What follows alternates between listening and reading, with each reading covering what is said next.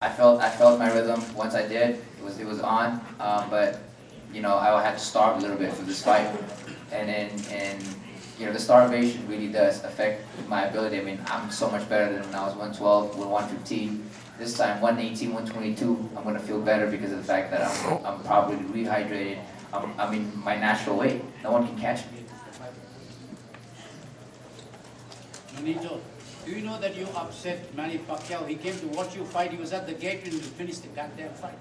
You know, they told me he was already in the building, so I was really up to it, you know? You let him go a few more rounds. I was. If they told me that, if Robert told me, he said, hey, come down a little bit, you know? Maybe he'll arrive, but I would have totally done it. I mean, no, I am such an honor that Manny even come here to see my fight. Private plane to get here? Yeah, and he tried to get here on private plane. I mean, that just goes to show. Like I said, I don't mind being called number 2, because Manny is the one that made the Filipino you know, that created the Filipinos in boxing, and that had that tension from everyone. And when I come in there, it was like 50-50 with the Mexican and the Philippines.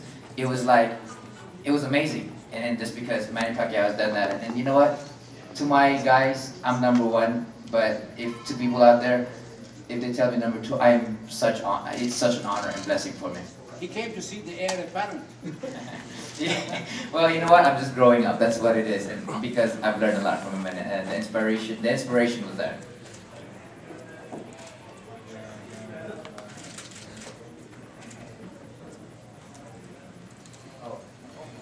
Yeah, I forgot to say because I got very excited, and you know, first of all, I wanted to thank Montiel for this opportunity, you know, that he has given me, and he's a good friend of mine. You know, he's a nice guy, and you know, I hope that he's doing okay. You know, I was telling these guys, I came out there to visit and tell them if he was okay, and you know, if anything, they just have prayers, and just, you know, for me, I just have so much respect for Fernando Montiel, and I hope that he gets up, you know, come out of there and just, you know, be healthy and good and ready to fight for the next fight.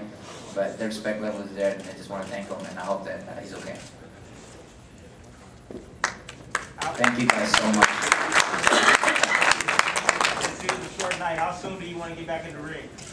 You know what? That's really up to Fernando, not Montiel.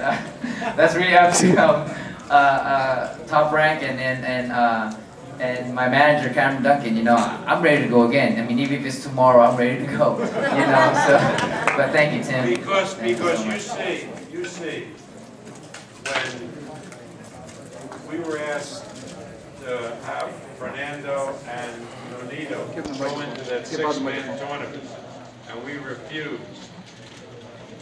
First of all, if you're in a 6-man tournament, it takes 2 or 3 years of your life. Now, Nonito fought Montiel, and it's on to bigger and better things. You cannot do effectively a 6-man tournament because it takes too long to do.